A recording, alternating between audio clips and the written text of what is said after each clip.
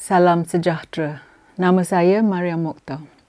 Pada tahun 2015, Banduan yang juga mantan Perdana Menteri iaitu Najib Abdul Razak, ia berkata bahawa dia ingin melihat Langkawi muncul sebagai Monaco of the East untuk pelancong yang bernilai tinggi sambil mengekalkan kedudukan Langkawi untuk pelancong biasa.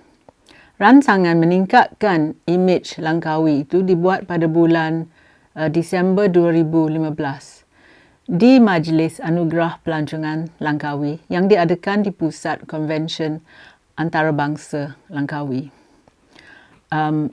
Tapi kan 2 tahun sebelum tu, pada 2013, sebagai tetamu di Majlis Pemecahan Tanah untuk St. Regis Hotel dan Pusat Konvensyen Antarabangsa Langkawi di Kuah, Najib menyuarakan keyakinan bahawa Langkawi akan menjadi seperti Monaco dan Bali. Ramai orang kenali Pulau Bali sebagai destinasi pelancongan yang terkenal di dunia. Monaco pula ialah sebuah negara kecil ataupun prinsipalitas kecil di Riviera Perancis. Monaco menghadap ke perairan biru murni lautan Mediterranean. Monaco terkenal dengan glamour dan kekayaannya dan ia adalah taman permainan untuk orang yang kaya dan terkenal. Tempat itu mempunyai kasino dan hotel yang terbaik, hartanah yang paling mahal di dunia dengan kapal layar yang paling mahal bertumpu di marina bandar itu.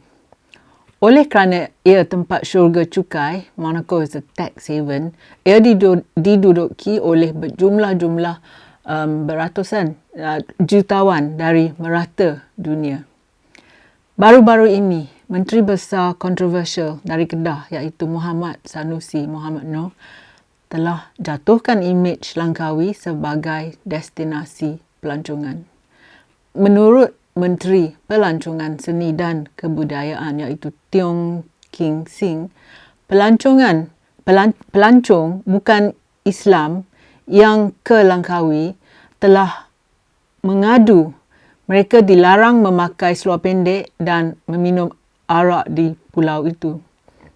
Tiong telah menggunakan media sosial untuk menyatakan yang ia enggan berhujah dengan Sanusi tentang aduan-aduan pelancong, tetapi dia menggesa Menteri Besar untuk bertindak atas aduan sebelum perkara ini melarat. Beliau memberitahu Parlimen tentang pelbagai tuduhan pelancong mengenai penyalahgunaan kuasa oleh pegawai kerajaan yang telah tegur pelancong tu, marah pelancong kerana tidak mengabati kod pakaian dan minum arak. Sanusi menafikan tuduhan mengenai larangan alkohol dan memakai seluar pendek. Jadi dia menjemput Tiong untuk melawat Langkawi dan melihat sendiri dengan matanya sendiri bahawa apa yang dia diberitahu semuanya tidak benar. Jadi, siapa yang patut kita percayai? Sanusi atau Tiong? Okey, 2 atau 3 dekad yang lepas, rakyat Malaysia terkejut bila sepasangan Amerika ditangkap kalwat, tangkap basah. Mereka bukan pasangan orang muda tetapi mereka orang yang sudah berusia. Apa yang berlaku pada pasangan ini telah memburukkan nama Langkawi.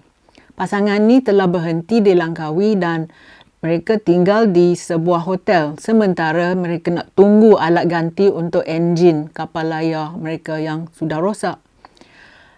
Insiden ini adalah contoh orang bukan Melayu dan orang bukan warga negara Malaysia terperangkap oleh polis moral. Jadi tidak benar yang undang-undang syariah atau undang-undang yang khas untuk orang Melayu saja tak akan melibat orang bukan Melayu atau orang bukan warga negara Malaysia. Apa yang terjadi pada pasangan tua dari Amerika ini buktinya.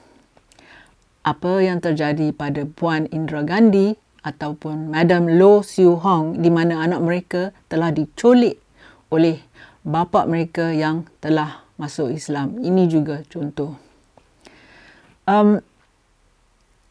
Jadi kan, jika benar bahawa kod pakaian dan larangan minuman dikuatkuasakan di Langkawi, maka pulau ini akan gagal sebagai destinasi penarik pelancong asing seperti di Monaco atau di Bali. Jadi, jika Langkawi tidak berjaya menarik para pelancong, ia bukan kerana lokasinya, ia bukan kerana keindahan semula jadi atau banyak ciri-ciri tarikan orang ramai seperti air terjun dan hidupan liar dan burung yang terdapat di pulau itu. 3 faktor akan merosakkan Langkawi sebagai destinasi utama pelancongan. Yang pertama ialah penduduk tempatan, penduduk Langkawi sendiri. Yang kedua ialah kepimpinan politik di sana. Dan yang ketiga ialah ekstremis agama. Sebelum tempat itu dapat berubah, sikap rakyat dan juga pihak yang berkuasa yang memerintah mereka ni mesti berubah. Misalnya, sampah di Langkawi adalah salah satu dari masalah utama besar di sana, di pulau itu. Beberapa tahun yang lepas, ada expatriate dari negara barat yang tinggal di pulau itu. Mereka ni lebih berfikiran civic daripada jiran tempatan mereka. Expatriate lah yang telah bantu membersihkan masyarakat setempat mereka. Walau bagaimanapun, mereka enggan berbuat lebih banyak lagi dari segi pertolongan yang mereka nak beri kawasan mereka itu. Dan mereka enggan lebih bersuara kerana ini akan digambarkan sebagai mengkritik pegawai dan jabatan Langkawi yang tanggungjawab mereka lah tentang koleksi dan pelupusan sampah. Mereka ni berpendapat yang tindakan bersuara boleh menjemput masalah untuk mereka. Pada masa lalu juga terdapat dakwaan 3 sistem pembayaran bertingkat untuk beberapa tapak pelancong ni di Langkawi, ya. Jadi yang pertamanya untuk penduduk di situ, penduduk Langkawi. Yang lain-lain itu untuk rakyat Malaysia. Tunjuk IC dapat satu charge untuk memasuk tempat pelancongan itu. Dan kadar yang tertinggi dihaskan untuk orang asing. Jadi, adakah sistem diskriminasi ini masih berlaku? Saya tak tahu, saya dah lama tak pergi Langkawi. Sesetengah penduduk tempatan, penduduk di Langkawi mendakwa bahawa banyak kawasan di Langkawi sunyi macam kubur pada tengah malam dan tempat itu hanya kembali hidup apabila terdapat konvensyen antarabangsa seperti 5 yang baru berlepas ni. Tiada tarikan untuk pelancong dan orang tempatan untuk membelanjakan wang mereka. Jadi ekonomi pun akan merosot. Tetapi satu masalah semasa 5 ialah banyak perkara, banyak benda dan servis naik harganya, naik kosnya, terlalu mahal. Dan ini akan mendorong ramai orang untuk bertanya-tanya, adakah agensi kerajaan menyiasat kenaikan harga semata-mata untuk peruntungan? Lain-lain orang mengadu tentang tempat-tempat pelancongan yang tidak diselenggarakan di mana projek-projek telah bermula dengan perkembangan dan cita-cita yang besar. Kemudian diabaikan atau mati ya secara perlahan-lahan sebelum ianya tutup langsung. Semua ini adalah dakwaan penduduk di Langkawi dan juga pelancong tempatan.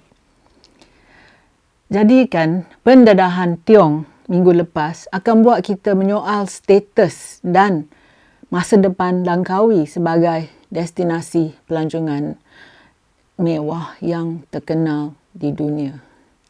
Terdapat banyak pertimbangan penting yang perlu ditangani selain penjawat awam di Langkawi yang berfikiran sempit.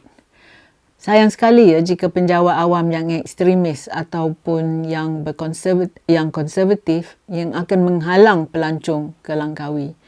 Yang penting sekali ialah wang ringgit mata asing yang mereka bawa ke Langkawi untuk berbelanja di sana, dan tindakan inilah yang akan bantu ekonomi pulau itu. The more they spend, the better it is for the local economy. Akhirnya, ekonomi tempatan akan menderita dan Langkawi menjadi bandar atau ghost town Sanusi. Terima kasih kerana sudi menonton. Jumpa lagi. Kalau anda suka video saya, sila tekan like dan subscribe pada channel YouTube saya. Pertimbangkan menyertai laman Patreon saya. Terima kasih.